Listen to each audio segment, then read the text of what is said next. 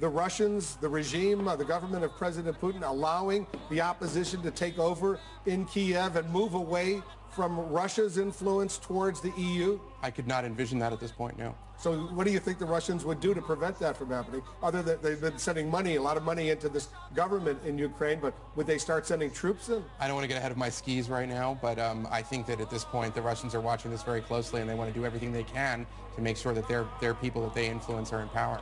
Barbara Starrs at the Pentagon, I know their officials over there are watching it very closely, the military, the defense, the civilians there. What are you hearing, Barbara?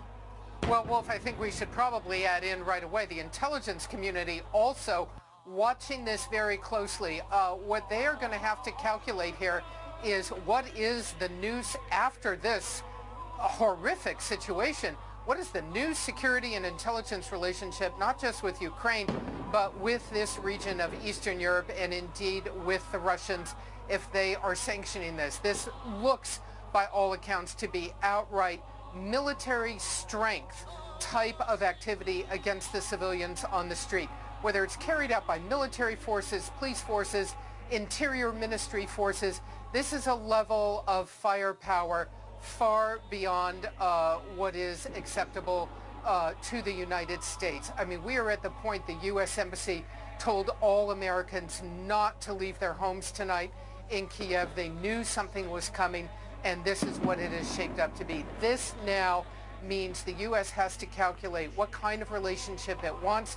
Will it still interact with this government in Ukraine? How can it interact with them? And what message it sends to the other nations in the region. The U.S. historically has a very strong military, security, and economic relationship with the nations bordering the Black Sea and in this area, with many of them, at least in recent years. This could throw all of that into disarray. Wolf? And we're just getting word right now. It's fascinating as we watch these fast-moving developments, Barbara, because Phil Black is joining us on the phone from Kiev. He's there on the streets reporting for us. Phil, we're just getting word that the Ukrainian opposition leader, Vitaly Klitschko, has arrived at President Viktor Yanukovych's office for talks. This according to the spokesperson for Vitaly Klitschko, the opposition leader. So explain what potentially this could mean, because that violence, the explosions we're hearing, they seem to be escalating, even though it's approaching, it's after midnight now in Kiev. Just a few moments ago, Wolf, we saw what I can only describe as an escalation of violence. Russian security forces made a drive, or attempted drive, through some of the opposition lines here. We saw an armored vehicle of some kind with a water cannon surrounded by security forces with shields in full protective gear, trying to drive their way through the crowd, and it triggered enormous panic here. We had some of the thousands of people here fleeing in one direction, and then others running in the opposite direction to try and burn up their lines and their barricades and their defences against this attempted incursion, if you like, into Independence Square. It went on for a few minutes, placed the tear gas in the air, saw the water cannon. There's extensive use of flashbangs, stun grenades to further scare the crowd. But then those same security services withdrew, and they have now withdrawn behind the line of smoke and fire. But it certainly reinforces the feeling here that the intention of the security forces is to drive this crowd out tonight. That's what the people here feel. Fear is going to happen, Wolf. Jim, hold on for a second, Phil, because Jim Sciutto, our national security correspondent, is here. The fire flames that we're seeing there, the streams going on, the explosions, this looks potentially very deadly. They look like fireworks. I think it's important to talk about why this is happening. You know, we talk a lot about the pull between East and West, say in Asia or in the Middle East. Right now we're seeing it happen in Europe. This is home territory. You know, we imagine this battle ended in 1989 with the fall of the wall, but here you have, you know, this is Ukraine, a country split by this very question. Which sphere are they in? Are they in the Russian sphere or are they in the European sphere? And you're seeing that break literally into gunfire here. And there are not just, you know, the country itself is very divided. It's not just that all Ukrainians want to move towards the West.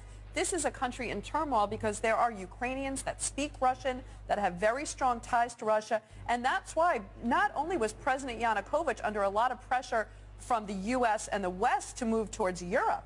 But he was also under pressure from Russia and a lot of Ukrainians themselves to move closer to Russia. This is by no means President Yanukovych going against all the Ukrainians. So there's an ethnic split, what you're suggesting, Very between much so. Ukrainian nationalists, let's say, who may want to be closer to the European Union and the United States, as opposed to the ethnic Russians who live in Ukraine who want to be closer to Moscow. Exactly, and that's why the U.S. and the Europeans have really pulled out all the stops to say your future lies with the West. Now, they could have used the power of the purse, I think, a little bit more effectively to say there's aid that can come with that. It's not just this partnership with Europe. You could have a better relationship. They made it about, we don't want to see you under Russia's iron fist. But the U.S. has really put all the stops to say, move towards the U.S. And you've heard Secretary Kerry say this is not a bidding war with Russia. It's very much a bidding war with Russia for the heart of Ukraine. And this country is by no means settled on that question. The death toll seems to be increasing even as we speak. Eli, you cover the State Department, you cover the National Security Council. I assume they're meeting over there. They're watching all of these images coming in. The U.S. has a very significant embassy in Kiev right now, but there's deep concern for the safety not only of American diplomats, but of American citizens who may be there. Well, I think that that's a major factor, and also just seeing these images on television will make it much harder for President Obama to compartmentalize those areas with Russia where the United States will be able to continue to cooperate, whether that's Iran or they open Syria. I think this will make it politically very difficult, particularly in Congress, to have the kind of reset that President Obama had hoped for in his first term. I think if there was a death of the reset, we're watching it on our screens right now. Yeah, the death toll continues to mount even as we speak. Yeah. Joe Johns is over at the White House for us today. Joe, what are you hearing over there?